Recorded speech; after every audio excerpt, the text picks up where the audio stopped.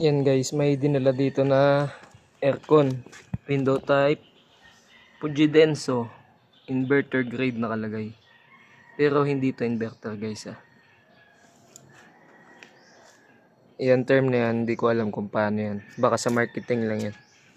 Pero sa totoo, hindi inverter yan. May buksan natin. Pero ang naging problema daw nito, hindi na daw lumalamig.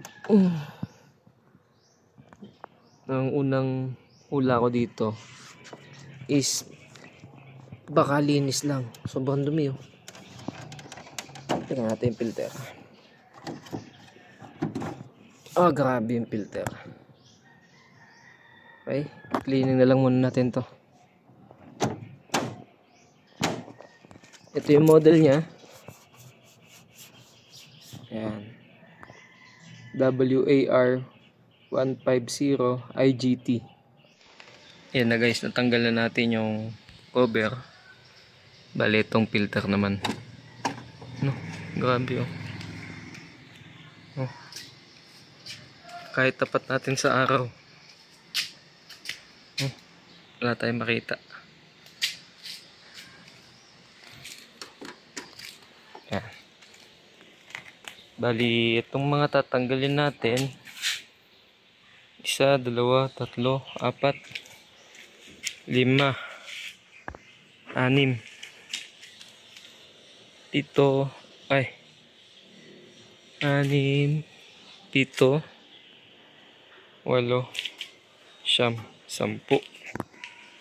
10, 11, 12, 13, 14 na screw. Tanggalin natin. Yan, natanggal na natin yung mga screw. Dito naman mayroon dalawa. Yan, isa. Tapos dun, bila. Bali, dalawa. Yan guys, bigyan ko lang kayo ng content tips. Pag may nakita kayong ganyan na inverter grade, hindi po talaga siya inverter. Okay? Ito po ang palatandaan na inverter o hindi ang unit nyo. Pag may nakita po kayong ganitong capacitor, yan, hindi po inverter yan. Okay? Yun lang po yun. Pag may ganyang capacitor, hindi inverter yan. Kasi pag inverter po, ang mga capacitor niya is nasa board na mismo. Kasama na ng board yun. Pero ito, hindi ito inverter. Okay? Yan na guys, natanggalan natin yung pinaka-board niya. Sinama ko na to. Ayan, sa buo. Ito yung sa display yan. Tsaka yung manual push button niya. Ito yung control. Ito naman yung power board. Yan. Tsaka yung capacitor. Bali ito hindi natin babasahin kaya natin tinanggal. Punas na lang yan. Makukuha naman sa punas yung alikabok. Then, ang isusunod natin is ito. Yung styro. Tapos, isa pang hindi natin babasahin is yung pan motor to. Laki ng pan motor nito. Grabe dumi. Okay, tanggalin lang natin yung motor. Then, yung blade lang lilinisin natin. Ayan na guys, nakalasan natin.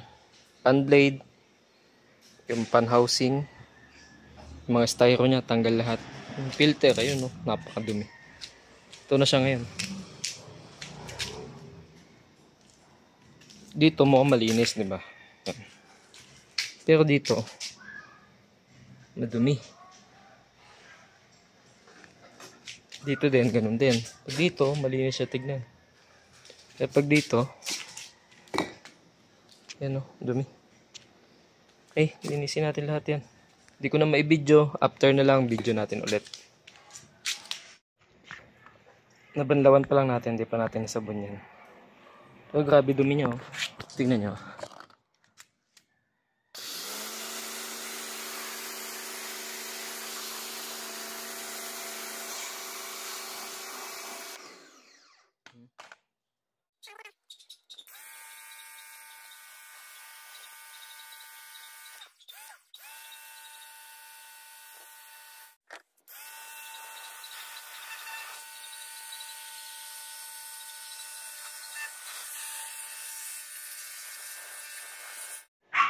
Yan na guys, tapos na natin linisin.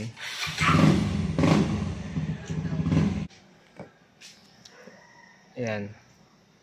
Kitang-kita na yung liwanag. Oh. Linis na yan. Pati dito.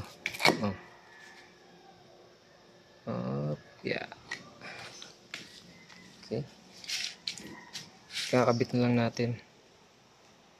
Ito naman yung mga parts niya. Malinis na din lahat yan. Ito naman yung filter na kanina halos walang makitang liwanag. Ayan. Medyo basa pa, pero kitang-kita na. Ayan na guys. Yung cover na lang ibabalik natin. Ayan, linis na yan. Bagong-bago na ulit to. Ayan na guys, testing na tayo. Set fan speed. I-high na natin yung fan. Temperature. Naka 21 ako. 20. Baba pa natin. Pinakamababa. Then full. Eco mode, timer.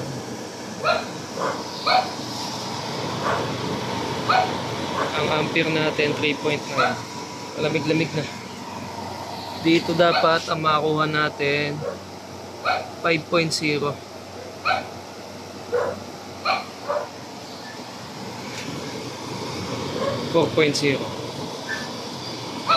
Temperature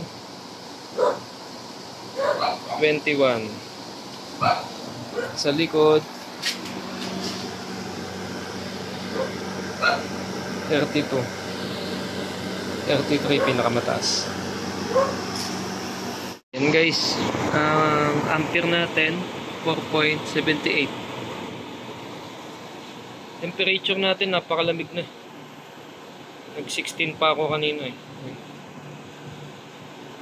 17, 16. Ano pa to open area pa to guys.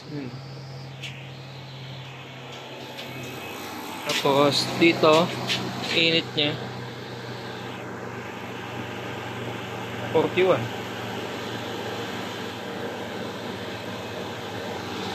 Okay na. Okay na guys. Kung nakatulong tong video natin na to, please like, share, and subscribe. Salamat!